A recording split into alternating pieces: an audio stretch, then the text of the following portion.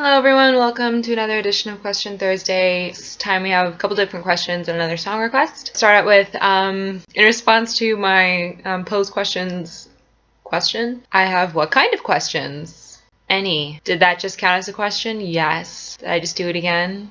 Yes. I'm sick. Can you make me better? That depends, I suppose, on the type of sickness. If you're genuinely like, I have the flu, I'm throwing up in a bucket, sick, my ovaries are exploding, I have cancer, no, I can't do anything. I can make you feel temporarily better, but I cannot make you better. If you're having a crap day though, like if you're sick to your stomach just because your day is so bad, then yeah, I can probably make you better if you're up to somebody trying to make you feel like it's less of a crapshoot of a day. Do you incline towards certain behaviors when sick? Not serious sick, but have a stupid cold sick. Yes. Mostly I just whine a lot about it, but don't actually do a lot because I just have very little faith in actual medication. Like, if I have a cold, Dayquil, NyQuil doesn't really seem to do anything for me other than NyQuil making me sleep. Those kinds of things don't really seem to do anything, so I just kind of tend to ride it out. I complain about it a lot the whole time to people that are around me, which people aren't around me that much anymore. So actually I just kind of sit alone and make like whiny noises. Other than that, no, I get like a quarter annual cold. It's not allergies because it happens literally every time the season changes, regardless of where I am. I've been Utah, Indiana, South Korea, Japan, so it doesn't appear to matter where I actually physically am or my environment. It's just like a gross thing I have to deal with, and the cough lasts for like 2 weeks, so I just complain a lot. That's pretty much what I do. What's one thing you're looking forward to and you wish would just get here already? I'm looking forward to just being done with grad school and done with school in general. I'm just so done. It's a struggle to make myself go to class this semester, and I'm not as easily able to set it aside anymore. Like, I just get frustrated with politics and current issues and sociology problems, and it doesn't go away because I leave one class and I go to the next class, and it's not like solidly in history anymore. It's actually stuff that's still an issue, and it's happening now in several cases. So it's not like I can be like, oh, well, at least slavery's done. Like, there's no stopping. So it's just really irritating. So I'm really looking forward to getting out of grad school and moving to DC and starting to like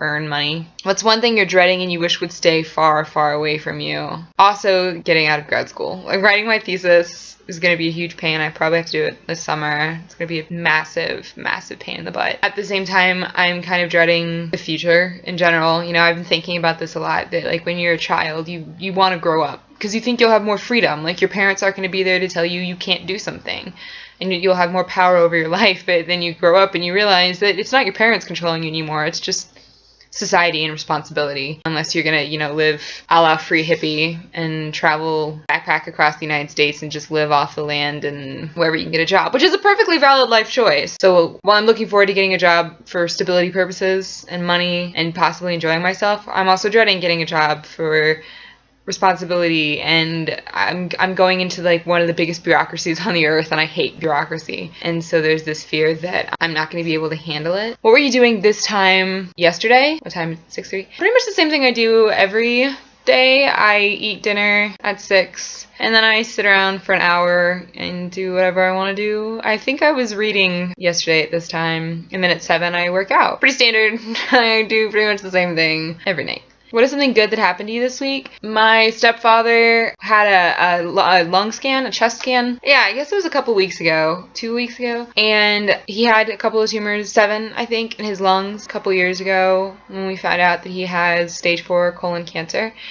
And through a couple of sessions of chemotherapy, we got the tumors knocked down to 3. But he had to go in for maintenance scans, and he went in for one, and they found out that the tumors that were still there, which are pretty small, the 3 that were left, had stayed the same size, which is good. But on the other hand, there was another one that was new, and they weren't sure what it was. So last week he had a lung biopsy, which was kind of traumatic because one of his lungs collapsed and they had to reinflate it during the surgery and go in for another piece. But yesterday we got the results back and they are negative for cancer, which is yay. But they said that when they get something back that's negative, they don't trust it necessarily because it might just be they got a bad spot or a good spot, I guess. But if it comes back positive, they're 100% sure that it is cancer. So we have to wait about 9 weeks, and then they're going to scan his chest again to see what's going on with it. And we still don't know what exactly it is, if it's benign, if it's not even a tumor. We don't know.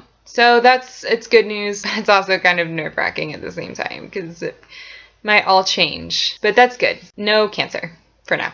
In honor of my good friend getting her first tattoo, what I want my next tattoos to be. The next one I want is a pentacle surrounded by Celtic knotwork and some vines and greenery that I would be able to expand upon as if I wanted later to build on it. I'm thinking of having it be on the shoulder and then curling up almost like it's going to go up my neck and in my head, but like not very far because I still have to wear shirts and stuff that don't reveal too much. And then down the side a little bit behind my arm. I want a lyric tree, just kind of a bare tree with a bunch of branches and then the roots on the bottom. And I'm going to form it out of lyrics of one of my favorite bands that I've loved since I was 12. I kind of want to get the Hindi word Savarya on my foot. So thinking about that one I'm still not 100% sure about. I also really want something medieval. So I'm thinking like a sword, lance, chalice, knight, something, maybe a combo. Just a big one though, on my thigh, my outer thigh. And then I want to get a wolf, hopefully howling at the moon. Oh, and something Disney, I'm not sure. With the Disney thing, I don't want to do just one movie because I love all Disney, but I don't want to do something that everybody does, like The Castle or Mouse Ears or something. I want it to be truly original, so I'm trying to come up with something on that one that kind of encompasses everything without being old and tired. I think I've answered this one before, but I'll answer it again. What quality do you value most in a friend? Loyalty. A sense of humor is very important. Not taking yourself too seriously. Intelligence. I love smart people, and I just can't stand stupid people. And there's a difference between ignorance and stupidity. Ignorance can be cured. Stupid is forever. So I'm not saying I won't like you if you don't know the same things that I know, but I like people who know what they're talking about in certain areas and the things that they're good at. You know, even if I don't know it, if you know it, that's impressive and I like it. Kindness, but also I like my friends to have a certain social cynicism, to not just think like everything's lovely and jolly all the time, because that's annoying. It's not. And to have a sort of realistic viewpoint on humans. And a boyfriend, pretty much the same thing as a friend. I think your boyfriend should be one of your best friends, if not your best friend. So definitely a sense of humor of different types too. Stupid, funny, punny, clever, witty, intelligent humor. Any type of humor. Potty humor and sex humor is not a must. Sometimes it's funny and most of the time it's taking too far. The ability also to retain your inner child and to make fun of yourself and be ridiculous and do something crazy and not care what other people might think about you. Also, again, intelligence. One of the things I value the most is that you have to care about me too. One-sided relationships are the freaking worst. I know this from experience. I've resolved to never be in one again. So if I care way more about you and you care about me, it's extremely likely that I will just not put any effort into it and probably not talk to you. Okay, the final thing is a request for a song of my choice. Again, funny, I was just discussing with some family members my deep love of Les Miserables, Les Miserables, for those of you who don't actually know how to say it. I went and saw Les Mis for the first time when I was 6 or 7 years old, and I was hooked. I've been singing Les Mis since that time, but I was talking about how much I love it, and I was reminded that before we realized that I'm a soprano, I used to sing Eponine all the time because Eponine just speaks to me. Her love story is tragic. I love it. I love Marius. I fell in love with Marius when I was like 6 years old, so Michael Ball's the best Marius. Okay, so I'm going to do on my own. I'm going to do the full version, meaning when she's walking. Some people just cut it off and start with like on my own, but there's a whole 2 verses before that. So, here we go. And now I'm all alone again, nowhere to turn, no one to go to. Without a home, without a friend, without a face to say hello to. And now the night is near, now I can make believe he's here. Sometimes I walk alone at night when everybody else is sleeping. I think of him and then I'm happy with the company I'm keeping. The city goes to bed. Now I can live inside my head. On my own, pretending he's beside me. All alone, I walk with him till morning. Without him, I feel his arms around me, and when I lose my way, I close my eyes, and he has found me. In the rain, the pavement shines like silver. All the lights are misty in the river. In the darkness, the trees are full of starlight, and all I see is him and me forever and forever. And I know it's only in my mind that I'm talking to myself and not to him. And although I know that he is blind,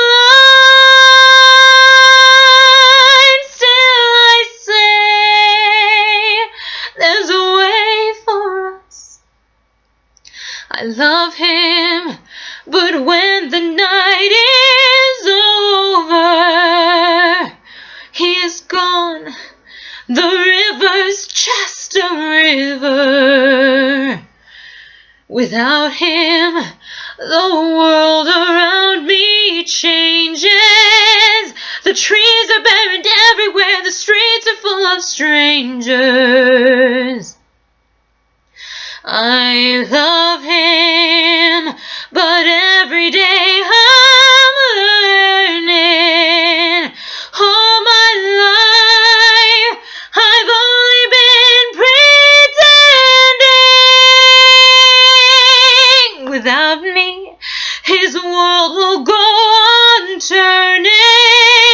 A world that's full of happiness that I have never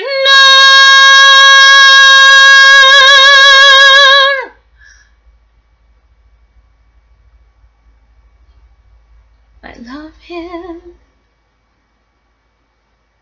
I love him. I love him, but only on my own.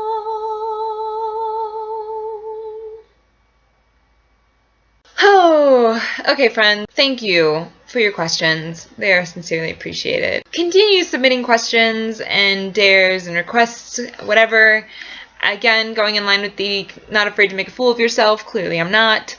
Continue submitting questions via Twitter, Facebook, Tumblr, YouTube, however you want to. So I will see you guys in a couple of weeks. And thanks again. So I'll see you later.